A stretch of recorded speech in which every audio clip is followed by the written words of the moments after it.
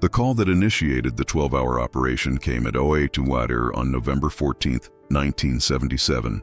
It did not come to the main switchboard of the FBI's New York field office at 26 Federal Plaza. It came via a secure STU-3 scrambler phone patched directly from the National Security Agency's listening post at Fort Meade. Special Agent Arthur Jennings, head of the C3 counterintelligence squad, picked it up on the first ring. He was already at his desk, reviewing overnight cable traffic. The coffee in his cup was cold, a perfect mirror of the gray November morning, pressing against the reinforced glass of his office. The voice from Fort Meade was clipped, devoid of personality. "Mr. Jennings, we have a priority red intercept. Soviet mission to UN, coded traffic, sent Aero 430 Zulu. The message references the Professor and Aeroflot 315. Departure 20 Pruitt tonight. Kennedy." Jennings' posture straightened. The air in his office, thick with the smell of stale pipe tobacco and old case files, suddenly felt electric. The Professor was the internal FBI-CIA designation for Dr. Ivan Volkov. Volkov was not just any defector. He was arguably the most significant asset the Bureau was running in the New York area. A physicist specializing in submarine-launched ballistic missile (SLBM) guidance systems, Volkov had come over in Helsinki 2 years prior, a massive intelligence coup. After a year of debriefing at a CIA facility, he had been handed to the FBI for resettlement and continued technical consultation. "Understood," Jennings said. He looked at the clock. 8:02. The Soviet flight, Aeroflot 315, was the nightly direct flight from JFK to Moscow's Sheremetyevo Airport.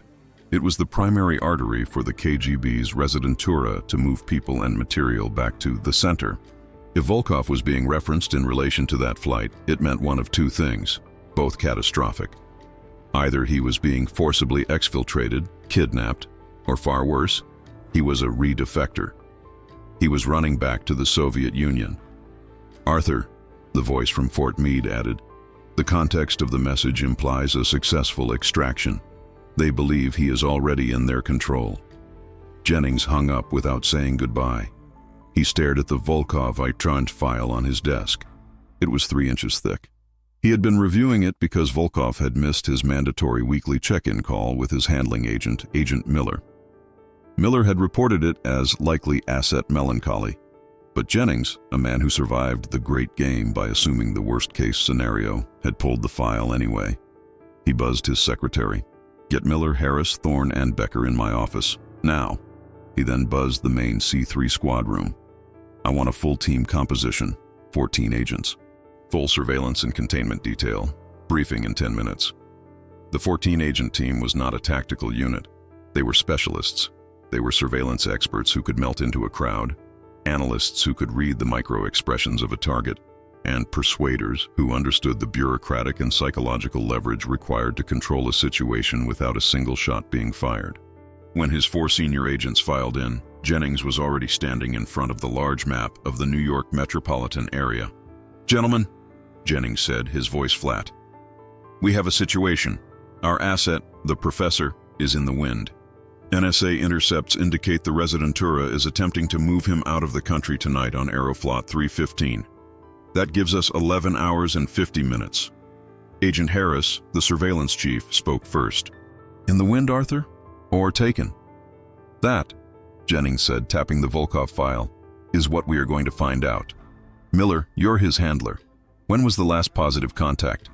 "6 days ago, sir," Miller said, uncomfortable. He was low. He complained about the food, the noise of the city. He missed his dacha, standard defector complaints. "And you bought it?" Jennings's voice was cold. His psychological profile suggested a high risk of depression. Miller said defensively. "His psychological profile," Jennings countered, "suggested a high-capacity intellect capable of complex deception. He worked at the heart of the Soviet military-industrial complex. He is not a sad professor, Miller. He is a high-value, high-risk asset. And he is gone." Jennings turned to the group. "This is not a search and rescue. This is a counterintelligence operation. We assume Volkov is a willing participant in this exfiltration. We assume he is compromised. We assume he is carrying new information with him. Our primary objective is containment. We stop him from boarding that flight." Secondary objective, we determine the extent of the breach. Harris, take 2 men, go to the safe house. Becker, get on the horn with the NSA. I want the full intercept transcript, and I want any chatter from the Soviet mission. Thorne, liaise with the Port Authority PD at JFK. I want eyes on the Aeroflot desk silently. The 14-agent team is now active. The clock is running. Chapter 2, Early Signs. The C3 squad room transformed from its usual quiet hum into a high-tension command center. Jennings's 14 agents were a mix of veterans and younger, ambitious case officers. They were the Bureau's front line in the domestic Cold War, and they understood the stakes. A successful redefection of an asset this major would be a political disaster, a crippling blow to the Bureau's reputation, and a massive intelligence loss. As the team dispersed to their tasks, Agent Becker, the analyst, took his seat at a teletype terminal, waiting for the secure data dump from Fort Meade. Jennings and Miller retreated to Jennings' office to review the early signs they had missed. The Volkov case file was now an indictment. "He was smart, Arthur," Miller said, pacing. "He knew our procedures, he knew we were listening. He played the part." Jennings lit his pipe, the smoke filling the small office. "Play the part of what? The victim or the operator? Read me your last field report." Miller flipped through his notebook. October 28th. Met Volkov at the usual location, the chess tables at Washington Square Park. Asset seemed distracted. He mentioned his sister, still in Leningrad. He said he had a bad feeling about her health. I told him the agency was working through diplomatic back channels to check on her status. He seemed to accept this. He seemed to, Jennings muttered. "What else?" "He complained about his work at the think tank. He said the Americans he worked with were children playing with dangerous toys. He said they didn't respect the mathematical purity of the theories. He was arrogant, but that was part of his profile." Jennings looked at a separate file on his desk, marked CIA Transfer. It was Volkov's debriefing summary. The CIA debriefers noted his ideological flexibility. They said he defected not for freedom, but for intellectual recognition. He felt the Soviet system was stifling his genius. What if he decided our system was doing the same? A young agent knocked on the door. "Sir, Agent Becker has the NSA transcript." Jennings walked out to the main room. The decoded message was stark. It was from the KGB resident in New York, call sign Yakov, to Moscow Center. Subject: Professor. Package is secure and awaiting transport. AF 315. Contents: current assessment of Trident, acoustic signatures, awaiting final confirmation. Jennings felt a cold knot tighten in his stomach. Trident. Volkov wasn't just running, he was carrying the crown jewels. His consulting work at the defense think tank had given him access to the acoustic vulnerabilities of the Navy's newest submarine program. This wasn't a homesick academic, this was espionage. "He wasn't stolen," Jennings announced to the room. "He's a courier. He has been a plant, or he has been turned." This changed the operation entirely. The 14 agents were no longer retrieving a lost asset. They were hunting an enemy operative. "Miller!" Jennings barked. "His sister in Leningrad. Was she real?" "Yes, sir. Elena Volkov, a teacher." "Get Langley on the line," Jennings ordered Thorne. "I want to know if Elena has been used. Was she arrested? Did they send him a picture? Find the leverage. If he's been turned, there's a pressure point." This was the paranoia of the Cold War. Volkov's vulnerability, his love for his sister, was a weapon. Had the KGB used it? Or had Volkov used it as a cover for his own betrayal? Every motive was layered. Every action had a double meaning. The early signs were all there in the file: the melancholy, the complaints, the sudden interest in his family. The C3 team had interpreted them as defector's remorse. The Residentura had interpreted them as leverage. Chapter 3, Discovery. At 09:30, Agent Harris and his 2-man surveillance team arrived at the safe house. It was a nondescript, high-floor apartment in a concrete tower in Forest Hills, Queens. It was chosen for its anonymity and its defensible choke points, a single elevator bank and a steel-doored stairwell. The team didn't use the key. They picked the lock, a standard precaution in case the apartment was booby-trapped or occupied. They entered low and fast, weapons drawn, sweeping the rooms. "Clear," Harris called out. The apartment was silent. It was immediately, unnervingly obvious that Volkov had left willingly. The apartment was not tossed. There was no sign of a struggle, no overturned furniture, no indicators of a forced abduction. Instead, the apartment was sterile. "He cleaned up," Agent Fuller, the junior man, noted, running a gloved finger over a dust-free bookshelf. "He didn't just clean up," Harris said, moving to the small kitchenette. He followed procedure. Harris had helped train Volkov in counter-surveillance awareness, a standard program for high-value defectors to help them spot KGB tails. He wiped down every surface. "He's trying to deny us forensics." Harris moved to the bedroom. The closet was open.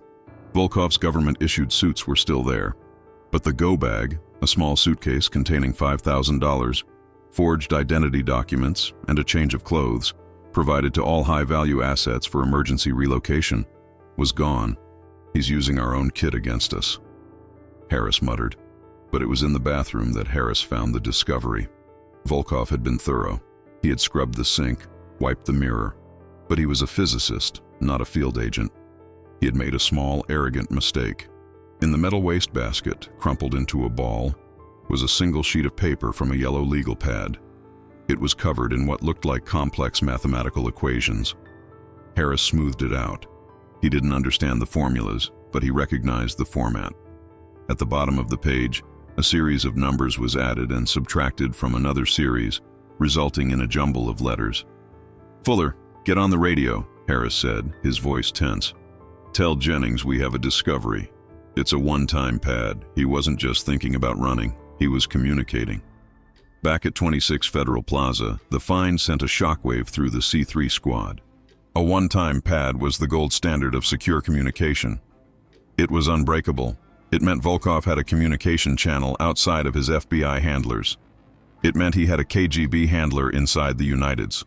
"He was a false flag defect," Becker, the analyst, said, looking at the faxed copy of the equations. "He was a plant from day one." "We don't know that," Jennings snapped. "He could have been reacquired after he got here. Don't jump to conclusions. Stick to the facts. The fact is, he's communicating. The fact is, he's mobile. The fact is, he's carrying Trident data. And the fact is, he's heading to JFK." The discovery was a turning point. The ambiguity of Volkov's motives was secondary to the facts of his actions. He was now officially designated hostile asset. The 14-agent team's ROE, rules of engagement, was updated. The mission was no longer recovery. It was interception. Jennings looked at the clock. 10:15. The 12-hour window was shrinking. "He's been gone for at least 12 hours, maybe 24, Jennings said. "He's not at the safe house. He's in the gray. He's in a KGB safe house in the city, or he's already at the airport under diplomatic cover. Harris, get your team to JFK. Now. I want all 14 agents on site." Chapter 4. Surveillance. The operations nerve center shifted from 26 Federal Plaza to the sprawling, chaotic ecosystem of John F. Kennedy International Airport. By 11:30 a.m., all 14 members of Jennings' team were on site, integrating with the Port Authority Police and the FBI's small airport liaison office. They were invisible. They were businessmen reading the Wall Street Journal, janitors pushing brooms, taxi dispatchers, and airline ticket agents who had been on the Bureau's payroll for years. This was the surveillance phase. It was not a high-speed chase. It was a patient, meticulous spider's web. Jennings, Harris, and Thorne established a forward command in a drab, windowless office provided by the Port Authority, overlooking the secure side of the international terminal. The room filled with cigarette smoke, radio static, and the low murmur of men coordinating a complex operation. The primary target was the Aeroflot check-in counter, located in the International Arrivals Building, IAB. At this point in 1977, it was a known point of friction, a small piece of sovereign Soviet territory managed by airline staff who were universally understood to be KGB or GRU officers. "He won't just walk up," Harris observed, scanning the terminal floor through binoculars. "He'll be escorted. He'll be part of a diplomatic package." "Thorne, what's the passenger manifest for AF-315? Jennings asked. "That's the problem, Arthur," Thorne replied. "Aeroflot hasn't filed it yet. They're claiming a Computer malfunction. They're going to file it manually at the last minute to deny us time to cross-reference names. Standard procedure. Jennings grunted. It means they are moving someone sensitive. They're expecting us. The 14 agents were divided into 3 teams. Team Alpha, 6 agents. The Eyes. They took up rolling surveillance positions covering every entrance to the IAB, the parking garages, and the curbside drop-off. They were looking for Volkov, but also for known KGB Line X, political exfiltration officers from the Soviet mission. Team Bravo, 4 agents, the Box. This team was positioned inside the terminal, covering the Aeroflot counter, the security checkpoint, and the routes to the departure lounges. Their job was to form a containment perimeter once the target was identified. Team Charlie, 4 agents, including Jennings and Harris, the command and control, plus 2 floaters who could be deployed to intercept the target. Hours passed. 1 p.m., 2 p.m., 3 p.m. The terminal hummed with the noise of travelers. The agents watched, waited, and communicated in code over handheld radios. The man in the blue suit is just a salesman. The family by the fountain is clean. The tension was in the waiting. Every face in the crowd was a potential target. Every unattended bag, a potential diversion. This was the psychological warfare of counterintelligence.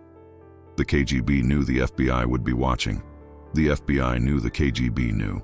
It was a performance. The question was, who was managing the stage? At 4:10 p.m., Team Alpha got the first hit. Command, this is Alpha 2. A voice crackled in Jennings's earpiece. I have a positive ID on Victor. Curbside, Terminal C, heading toward IAB on foot. He's alone. Victor was Viktor Orlov, a cultural attaché at the Soviet mission. He was in fact the KGB residence deputy for wet affairs and exfiltration. He's the escort, Jennings said. He's here to walk Volkov through. Alpha team, do not engage. Do not let him see you. Pass him off to Bravo team. The surveillance operation tightened. A tail of 2 agents picked up Orlov as he entered the IAB. He was calm, browsing a newsstand, buying a paper. He was a professional. He went to the Samovar bar, a known meeting spot for Soviet staff, ordered a coffee, and sat facing the main concourse. He was waiting. He's in position, Harris reported. Now we wait for Volkov. The 14 agents were now a net, and the first fish had just swum into it. The surveillance phase was ending. The confrontation was about to begin. Chapter 5. Confrontation. The Aeroflot check-in desk for Flight 315 was scheduled to open at 5 p.m. for the 8 p.m. departure. At 4:45 p.m., Viktor Orlov, the KGB handler, finished his coffee and walked briskly to the counter. He spoke with the Aeroflot station manager, another known KGB affiliate. They were setting the stage. Jennings's team was in place. The confrontation, when it came, would not be with shouts or drawn weapons. It would be a matter of procedure, a battle of jurisdiction and will, played out in the sterile, fluorescent-lit expanse of the terminal. At 5:30 p.m., the target arrived. He did not look like Dr. Ivan Volkov. The man who walked through the automatic doors was thin, pale, and wearing an ill-fitting brown suit. His trademark beard was gone, replaced by a nervous, sallow expression. He wore thick-framed glasses he didn't need. He was carrying the FBI-issued Go bag. Command Alpha 1, the radio whispered. Package is mobile. Entering from the east doors. He is alone. This was a deviation. Jennings and Harris exchanged a look. Where is the escort? Harris whispered. Volkov walked directly toward the Aeroflot desk. He was not looking around. He was not acting like a man being hunted. He was acting like a man late for a flight. He got in the economy line. Viktor Orlov, the KGB handler, was still at the Samovar bar watching. He was not meeting Volkov. This is wrong, Jennings said. The handler isn't handling. It's a test. They're seeing if we move. Jennings analyzed the new situation. The KGB was playing a game. If the FBI arrested Volkov publicly, the Soviets would claim harassment of a Soviet citizen. They would have a fake passport for him and create a massive diplomatic incident. If the FBI let him check in, he would be behind the counter, and in the 1970s, The check-in desk was often considered de facto airline territory, the first step toward the plane. "He's forcing our hand," Jennings said. "He wants us to show ourselves before he commits his own handler." Jennings keyed his radio. "All teams, hold. Let him get to the counter. Bravo 1, Bravo 2, you are the primary intercept. On my mark." Volkov shuffled forward in line. He looked exhausted, a man hollowed out. He was no longer the arrogant professor. He was just a package. He reached the front of the line. The Aeroflot agent, a woman with a severe expression, smiled at him. "Passport, please." Volkov reached into his coat. He fumbled, and as he did, his jacket opened. Agent Harris, watching through 10x binoculars from the command post, zoomed in. "Command, I see it. Inside his jacket. He's not carrying papers. He's carrying data. It's a document pouch strapped to his chest." "That's it," Jennings said. "He's a courier. He's not just running, he's delivering." "Mark," Jennings said into the radio. The confrontation began. It was a masterpiece of bureaucratic subtlety. 2 agents from Bravo team, dressed as businessmen, stepped into line behind Volkov. 2 more agents, Bravo 3 and Bravo 4, moved to the front of the line, approaching the counter from the side, as if to ask a question. They had Volkov boxed. He was flanked, with agents at his 6 and his 12. Then Special Agent Arthur Jennings and Agent Thorne, the liaison, stepped out of the command office and began their long walk across the terminal floor. They were the main event. As Jennings approached, Volkov saw him. The physicist's face went white. The blood drained from his features, and the small amount of confidence he had put on for the role evaporated. He froze. The Aeroflot agent looked up, annoyed. "Sir, you must check in." Volkov looked from the agent to the approaching Jennings. He was caught between 2 masters. From across the terminal, Victor Orlov, the KGB handler, saw the play. He stood up abruptly, knocking over his chair. He had been made, and the operation was compromised. He began walking, not running, toward the exit. "Alpha 3, Alpha 4, Jennings said quietly into his lapel mic without breaking stride. "Orlov is mobile. Escort him out. No contact, just presence." 2 tall men in raincoats fell into step behind Orlov, who glanced back, saw them, and walked faster. The wet affairs expert was being politely, silently removed from the chessboard. Jennings and Thorne arrived at the counter. The 14-agent team now controlled the entire immediate area. The confrontation was complete. The target was isolated. Chapter 6. Arrest or Exposure. "Dr. Volkov," Arthur Jennings said. His voice was calm, almost pleasant. It cut through the terminal noise. Even Volkov flinched. He did not turn around. He stood paralyzed, facing the Aeroflot agent. "Ivan," Jennings said, stepping next to him, "it's time to go." This was the exposure. This was the moment the ambiguity ended. The Aeroflot agent, a trained operative herself, immediately shifted tactics. "I am sorry, sir," she said to Jennings, her voice laced with a thick Russian accent. "This passenger is with us. He has his ticket." "Ma'am, this man is a guest of the United States government," Agent Thorne said, flashing his credentials, not his FBI credentials, but his State Department liaison badge. "There seems to be an administrative issue with his travel documents." "His documents are in order," the agent snapped, reaching for the passport Volkov was holding. It was a test of will. The 2 agents who had been behind Volkov, Bravo 1 and Bravo 2, now moved. They did not grab Volkov. They simply stepped in between Volkov and the counter, physically separating him from the Aeroflot agent. "Excuse us, ma'am," Bravo 1 said. "We'll take it from here." "This is an outrage," the agent shouted, correctly playing her role. "You cannot interfere with our passengers." "We are not interfering," Jennings said. He looked directly at Volkov for the first time.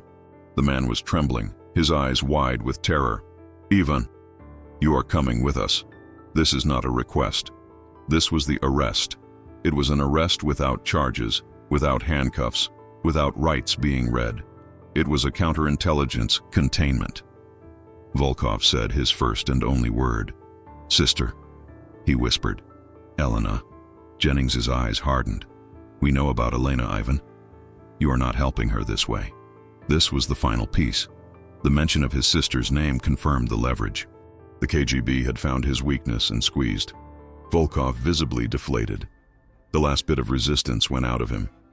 He was a man trapped who had just realized his attempted escape had failed, and in doing so, he had likely condemned the very person he was trying to save. "Let's go," Jennings said.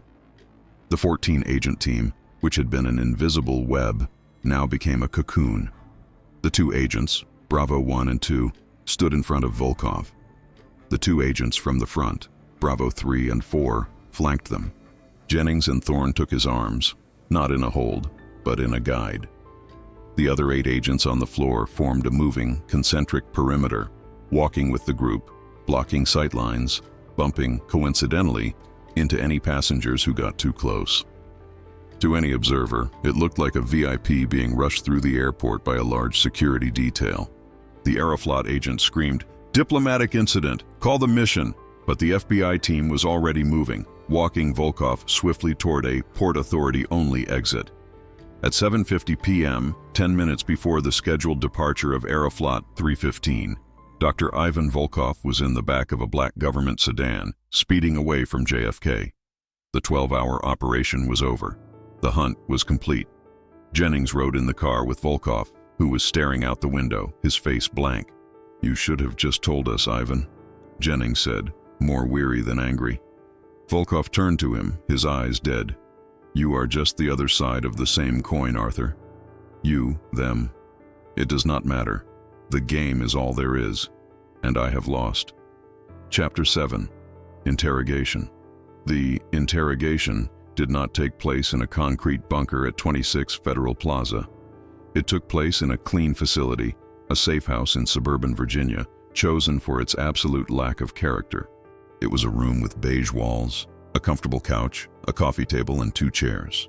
There was no two-way mirror, no harsh light. The methods of the C3 squad were psychological, not physical. Dr. Volkov was debriefed. He was a hostile asset, but he was also a damaged asset. The Bureau needed to know what he was carrying, who he was meeting, and how he was turned. The interrogation was led not by Jennings, who was now seen as too close to the case, but by a specialist from the Bureau's behavioral science unit, a man named Dr. Miles. For 48 hours, Volkov was silent. He ate the food given to him, he slept, but he would not speak about the incident. Dr. Miles changed tactics. He stopped asking about JFK. He stopped asking about Trident. He sat with Volkov and began to talk about physics.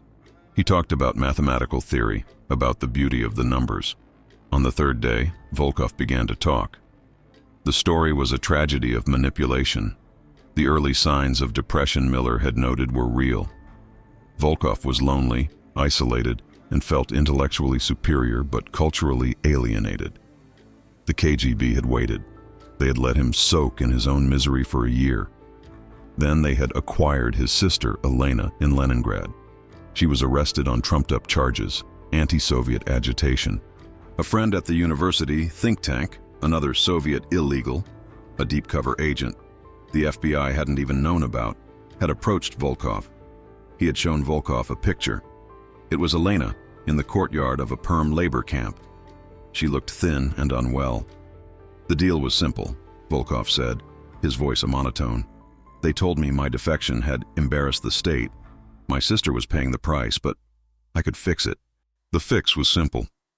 Volkov was to gather all the current data on the Trident program's acoustic signatures, his specific area of expertise, and deliver it.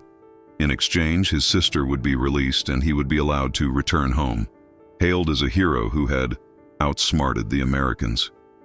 "Did you believe them?" Dr. Miles asked. "I believed the photograph," Volkov replied. "I did not care about the rest. The Trident data, it is just numbers. They would steal it eventually anyway. They are better at stealing than you are at guarding. I wanted to save my sister." He had used the one-time pad to coordinate the exfiltration. The KGB, not trusting him, had set up the JFK test. They wanted him to go to the counter alone. If he was clean, not followed by the FBI, Viktor Orlov would have stepped in, given him a diplomatic passport, and walked him onto the plane. If the FBI did show up, Orlov was to disavow him, confirming Volkov's capture and painting him as a victim. a story he could perhaps use to gain sympathy from his FBI handlers. The interrogation revealed the true, sickening nature of the game. The KGB had not just turned an asset, they had created an impossible moral dilemma to force his hand. Volkov was not a traitor in the classic sense. He was a man who had been forced to make a choice between betraying a country he felt no loyalty to and saving the only family he had left. The 14-agent team at JFK hadn't just captured a defector, they had captured a man who had already lost everything. Chapter 8. Aftermath. The aftermath of the Volkov interception was quiet, bureaucratic, and devastating. There were no public trials, no expulsion of Soviet diplomats. To do so would be to admit publicly that the Trident program data had been compromised and that a high-value asset had been turned under the Bureau's nose. The Cold War was, above all, about managing perceptions. For the KGB, the operation was a failure, but not a total loss. They had lost Volkov, but they had burned the FBI's C3 unit. They now knew the Trident data was the priority for the Americans. They had also successfully identified the FBI's response time and surveillance methods at JFK. For the FBI, it was a containment victory. The 14-agent team was commended internally for its flawless execution of an airport interception. The data pouch strapped to Volkov's chest was recovered. The Trident secrets were safe. But for Ivan Volkov, the consequences were absolute. He was now a pariah, a man without a country. He could not be trusted by the Americans, and he was seen as a failure by the Soviets. He was too hot to charge with espionage and too damaged to be released. He entered a new, ambiguous program. It wasn't witness protection, it was a bureaucratic limbo. His identity as Dr. Ivan Volkov was erased. He was given a new name, John V. Martin, a new fabricated history, and a new low-level research job at a government laboratory in New Mexico, studying fluid dynamics. He was free, but he was never alone. His handler, Agent Miller, was transferred. Volkov's new life came with a new permanent surveillance detail. A new different team of agents would watch him 24/7 for the rest of his life. His mail was read, his calls were monitored, his friendships were with other Bureau assets. He was, in effect, a prisoner of the gray zone, the administrative state he had tried to flee. He had traded a Soviet cage for an American one. Arthur Jennings closed the case file. He marked it, Volkov, I, deceased. He then opened a new file, Martin, JV, special monitoring. Jennings felt no victory. He had won the 12-hour battle at JFK. He had commanded his 14 agents perfectly. He had stopped the leak. But he had also been the instrument of a man's complete psychological neutralization. He had seen the game up close, and he had seen that it didn't create heroes or villains, it just consumed people. Chapter 9. Legacy years passed. The 1970s gave way to the 1980s. The Trident submarine program became the backbone of the American nuclear deterrent. Aeroflot 315 continued its nightly flights from JFK to Moscow. The Cold War hardened, then cracked, then collapsed. Arthur Jennings retired from the Bureau in 1990. He moved to a small house in Northern Virginia, filled his days with gardening and reading history. But the Volkov interception file remained a preoccupation. It was the case that had defined his career, a perfect tactical success and a profound moral failure. In 1992, with the Soviet Union dissolved, Jennings used his old contacts to make an unofficial inquiry. He wanted to know what had become of the two Volkovs. The first was John V. Martin. The file was thin. Martin had worked at the New Mexico lab for 11 years. He had been a quiet, efficient employee. He had no friends, no social life. He taught a night class in mathematics at the local community college.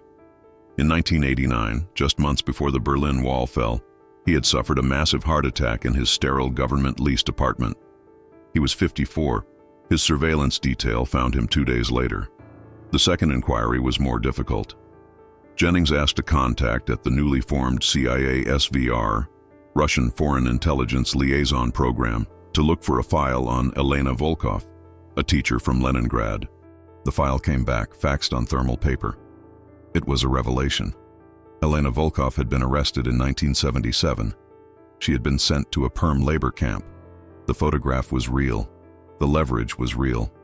But the file showed something else. She had been released in 1985 during Gorbachev's glasnost reforms as part of a general amnesty for low-level political prisoners. She returned to Leningrad, by then St. Petersburg, and lived a quiet life. The final, ambiguous twist was in the SVR's notes. The KGB had not arrested her to turn Ivan. They had arrested her because she was, in fact, a real dissident, part of a small group smuggling samizdat literature. The KGB Line X, Exfiltration Department, had simply seen her arrest in the Line P, political files, and used her situation. They had seen an opportunity to leverage Ivan. The legacy of the 12-hour operation was not one of spies and counter-spies. It was a story of a cynical bureaucratic machine, the KGB, using a real human tragedy to manipulate a target. And it was the story of another machine, the FBI, responding with its own cold, efficient, bureaucratic containment. The 14-agent team at JFK had not been heroes. They had been mechanics, cogs in the American machine, sent to retrieve a broken part, Volkov, from the Soviet machine. Chapter 10, Reflection. The Volkov interception is not a story of victory or defeat. It is a case study in the reality of the Cold War. The conflict was not always fought with spy versus spy confrontation, but with procedure, surveillance, and the quiet administrative management of human beings. The 14-agent team at JFK was a tool of this management. Their success was not in their bravery, but in their control. They executed a soft capture in a public space, avoiding a diplomatic incident, recovering the data, and containing the asset. It was a perfect execution of counterintelligence doctrine, but the doctrine itself was built on a foundation of deep, abiding paranoia. The system assumed the worst. It saw Volkov not as a desperate man trying to save his sister, but as a hostile asset. Once that designation was made, his humanity was irrelevant. He was a problem to be solved. The reflection on the case is a reflection on the system itself. Even Volkov was a victim twice over. First, he was a victim of the Soviet system, which weaponized his family against him. Second, he was a victim of the American system, which, in saving its secrets, placed him in a permanent, monitored limbo. He was a man who wanted only to be a professor, but was forced to be a package. The 12 hours at JFK in 1977 were not a confrontation between good and evil. They were a jurisdictional dispute between two competing bureaucracies, fighting over a single, broken man. The game demanded containment, and on that day, containment was achieved. The cost, as always, was filed away, marked closed. This history is complex, and the documentation is often sealed. If you value this type of analysis, your support helps us continue digging. Thank you for listening.